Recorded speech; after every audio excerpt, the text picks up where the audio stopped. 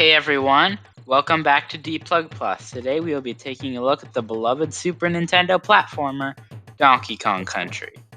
I actually have some history with this one. I played it a while back and absolutely loved it. And I played the sequels after that and thought that those were good too.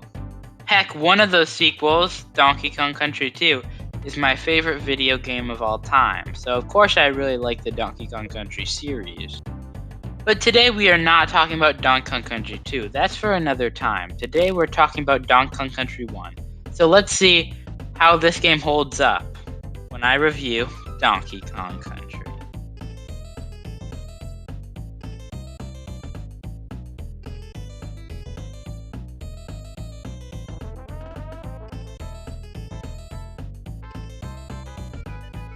Okay, so Donkey Kong Country was not actually developed by Nintendo, even if it stars a Nintendo character. It was developed by a second-party company known as Rareware, who would go on to create some of the best video games of all time, like not just the sequels to this game, but also Banjo-Kazooie, GoldenEye, Diddy Kong Racing, and a couple others. The first thing you may notice when looking at Donkey Kong Country is that it actually doesn't use sprites, but CGI models. This is because Rareware invested in some very high-level computers that were able to render this stuff and convert it into the Super Nintendo. The only other game I can think of that wasn't made by Rareware that used this was Super Mario RPG, so it was really uncommon. In fact, if we're talking about graphics, I think this game looks incredible for a Super Nintendo game. It's very colorful and it's got a very interesting art direction and atmosphere. It's a very good looking game overall. Even though the graphics look great, if we're talking about a story, it isn't very insane, to be honest. Basically, take a Mario story and replace Bowser with King K. Rool and Princess Peach with bananas, I guess?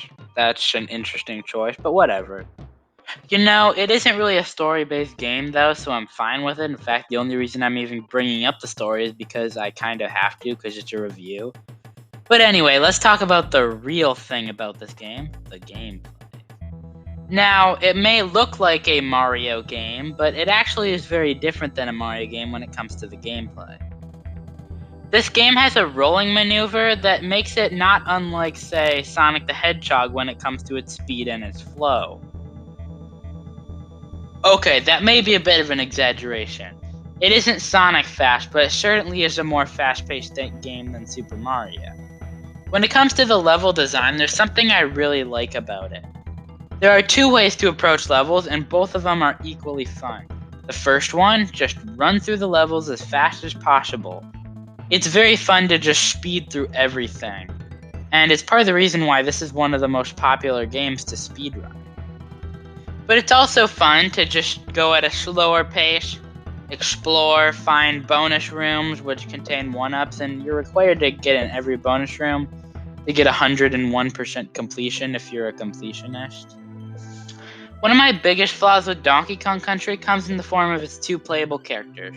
One of the characters, Donkey Kong, is slow, he's clunky to control, and is overall not very fun to play as. The other character, Diddy Kong, is much quicker and much more agile and much more fun to play as. So basically, if you get hit as Diddy Kong, the game gets much worse.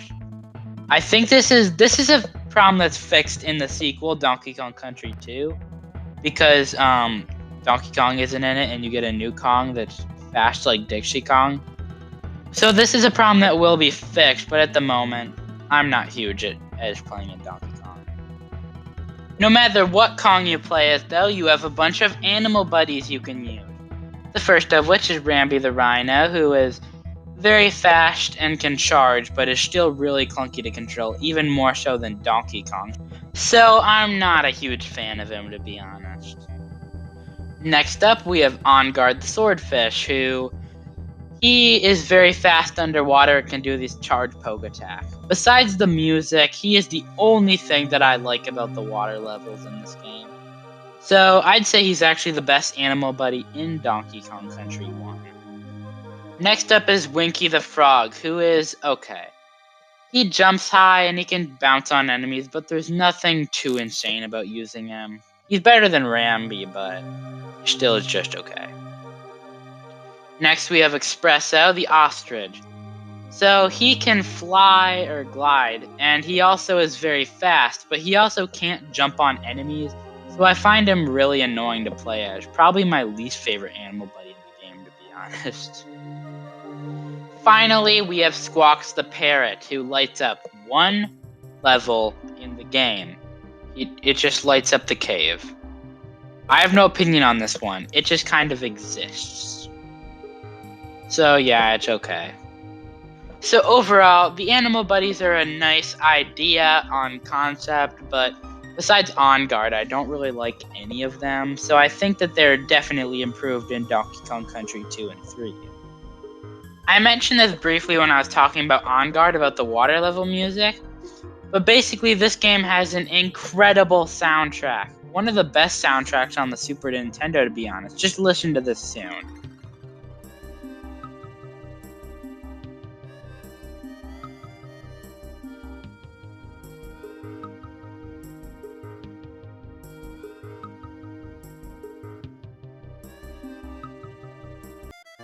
The music may be incredible, but the boss fights are anything but that. Besides the final boss, they can go down super easily with barely any thought whatsoever. To be fair, I like the final boss quite a bit though. I think it's time to start wrapping this review up. Well, I've said it before and I'll say it again, this isn't my favorite game in the series. But I will say that it still is one of the best platformers on the Super Nintendo, with only a couple flaws like Donkey Kong, the animal buddies, and the bosses. But for the most part, this game is definitely worth your time.